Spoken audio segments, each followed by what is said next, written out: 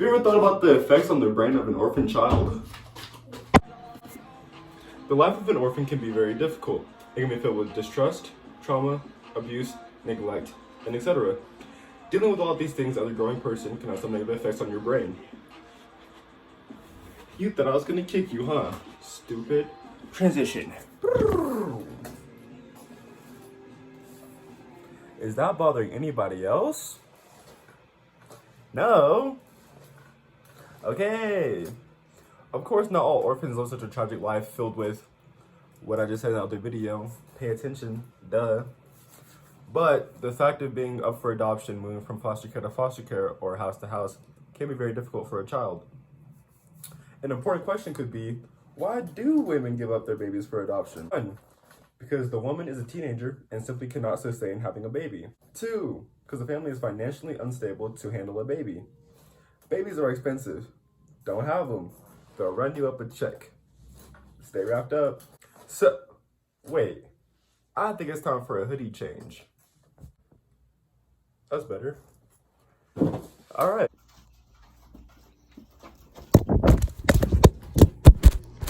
Whoa, caught you there. Fun fact, some of the most famous serial killers are actually orphans, such as Ted Bundy, Joel Rickford, and the Boston Strangler. Now, my video's over, but my mom was actually an orphan, so I'm gonna go interview her now. Mom, give me a brief overview of your life as an orphan. Hi, Caleb. Hi, everybody. I'm Caleb's mommy. I was an orphan. Growing up, I was adopted into a white family.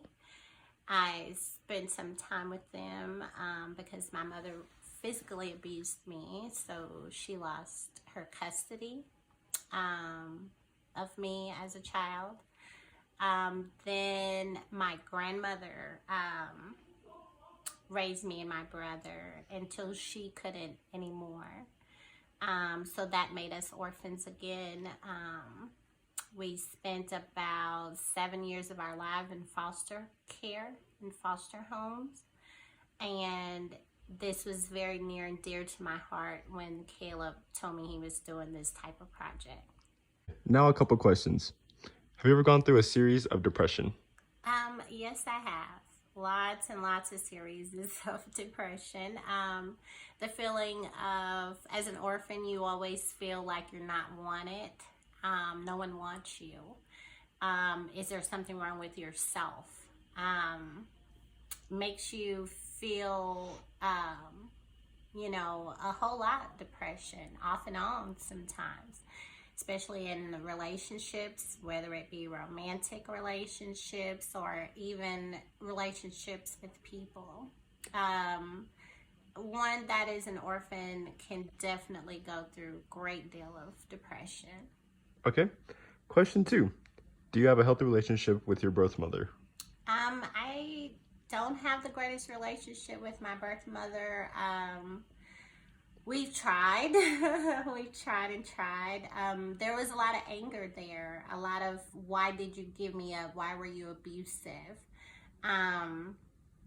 I didn't quite understand the stance. Or from her perspective, we went through about 3 years of psychotherapy together, where we went to see a therapist and try to understand why.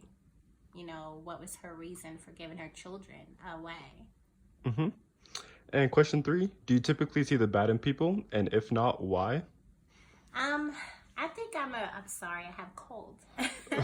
I think I have a good eye for the good and the bad in people. I try to give people, I think it's because of me being an orphan, I try to give people first the benefit of the doubt until they prove me wrong.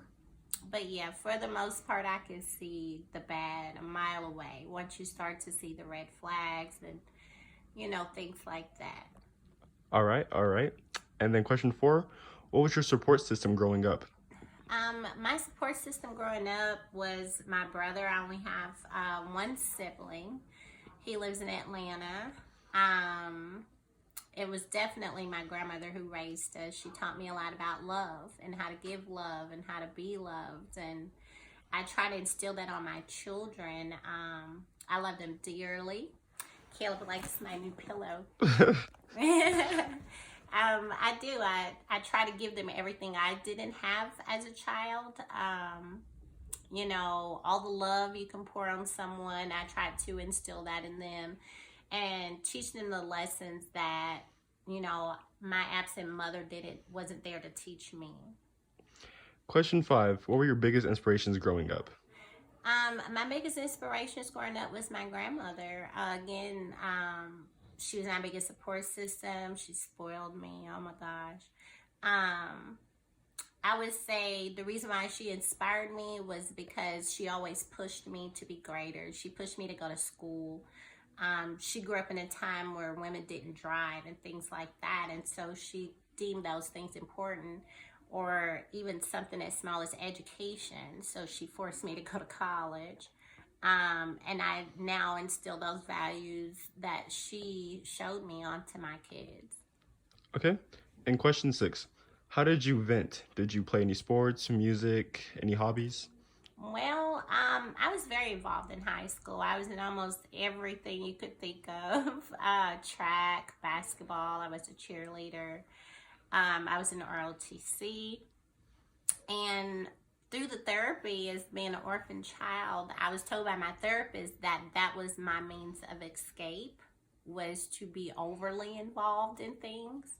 So I think that has a lot to do with that too, of me wanting to belong to something, wanting to belong to a team, wanting to belong in a group.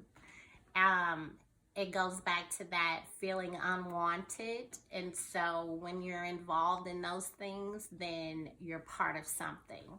So yeah, I think that had a lot to do with it too. Okay.